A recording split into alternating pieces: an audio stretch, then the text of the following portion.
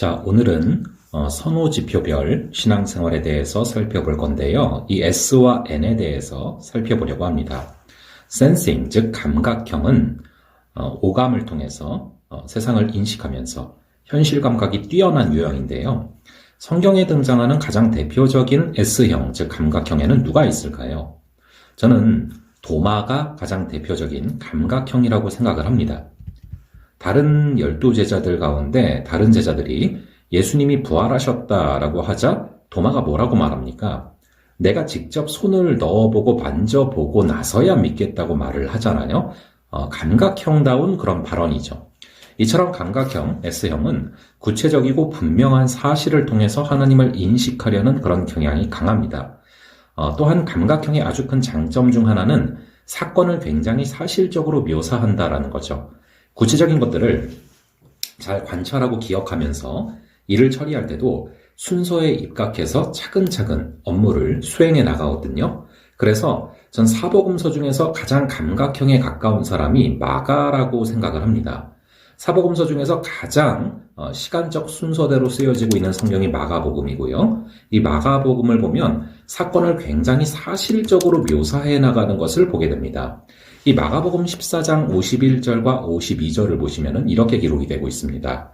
한 청년이 벗은 몸에 배 혼니부를 두르고 예수를 따라가다가 무리에게 잡히매 배 혼니부를 버리고 벗은 몸으로 도망하니라. 다른 복음서는 그냥 제자들이 다 도망갔다 이 정도로만 써놓고 있다면 마가는 아주 구체적인 눈으로 본 것을 그대로 기술하고 있지 않습니까? 이게 S형이라서 가능한 구절인 것이죠. 이 감각형 S형은요, 설교 역시 은유나 비유가 등장하는 설교보다는 직접적이고 실제적인 표현이 많이 등장하는 그런 설교를 선호합니다. 상식적인 선에서 설명을 해주면서 납득이 잘 가는 그런 설교를 선호하게 되죠. 제 개인적으로는 높은 뜻 숭의교회 김동호 목사님의 설교가 감각형 S형다운 설교라고 생각을 합니다. 뭔가를 주장하실 때 실생활에서 경험하신 실제적인 사례들을 언급하시면서 설교의 논지가 아주 탄탄한 그런 은사가 있으시거든요. S형, 즉 감각형다운 설교죠. S형은요, 미래에 대한 막연한 약속보다는 내 신앙이 지금 내가 살아가는 일상에서 어떤 의미가 있는가, 이것에 더 집중하는 경향이 강합니다. 그래서 일터신학, 일상생활의 영성, 이런 부분에 상당히 마음이 끌릴 수가 있죠. 현실적이고 실제적이잖아요. 말 그대로 현실에 뿌리를 박은 그런 영성인 것이죠.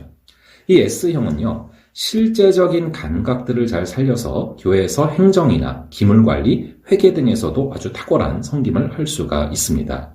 자, 이제 N, 즉 직관형의 신앙생활을 살펴볼 텐데요. 이 N은요, 오감보다는 육감이나 영감을 통해서 직관적으로 사건을 인식하는 유형입니다.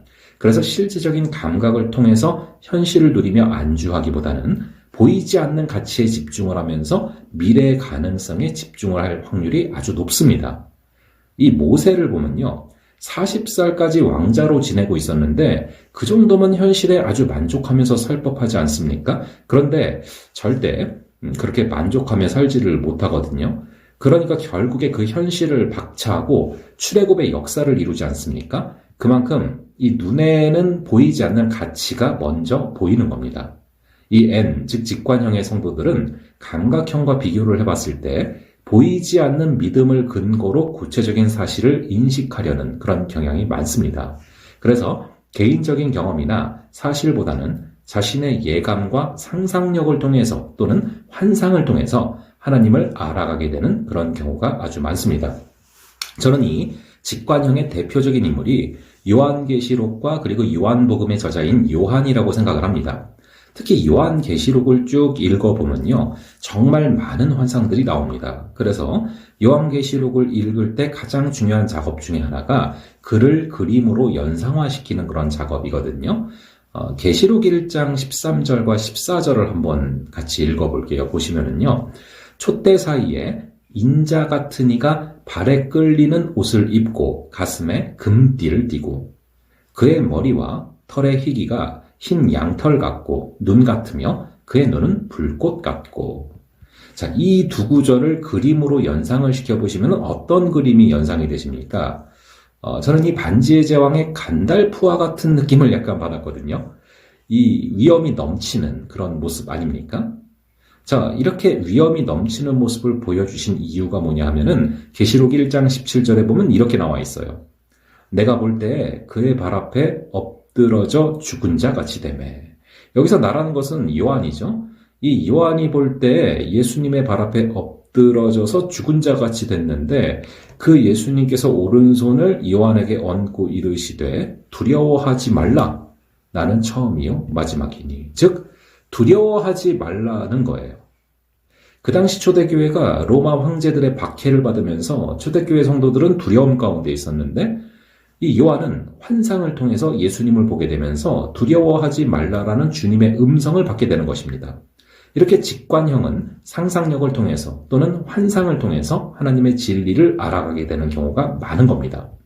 이 직관형은 객관적인 사실이나 경험을 통해서 하나님의 진리를 알아가기보다는 자신의 예감과 상상력을 통해서 하나님의 진리를 알아가는 경우가 많다 보니까 아무래도 좀 주관적이 될 확률이 높고요. 신비주의나 은사주의로 빠지는 경우가 생각보다 많아서 이 S형, 즉 감각형 동역자들의 도움을 받아서 균형 잡힌 신앙을 해야 할 필요가 있습니다. 또한 너무 주관적인 비약을 하는 경우가 많아서 하나님의 뜻을 고려하고 알아감에 있어서 이것이 나의 주관적인 판단은 아닐까 늘 조심을 해야 합니다. 그러한 면만 보완을 하면요. 이 직관형은 이 주변의 지체들의 필요를 직관적으로 파악을 하면서 그러한 지체들을 영적으로 성숙할 수 있도록 돕는 아주 훌륭한 조력자가 될 수 있습니다. 자, 이렇게 오늘은 이 선호지표인 N과 S에 따른 그런 신앙생활 유형을 살펴봤는데요. 자신의 장점을 살리고 또 단점을 보완하면서 신앙생활을 해나갈 수 있다면 굉장히 큰 유익이 있으리라 생각을 합니다. 자, 그럼 궁금하신 점이 있으면 댓글을 달아주시면 답변을 성실히 달아드리겠습니다. 자, 감사드리고요. 다음번에 또 뵙도록 하겠습니다.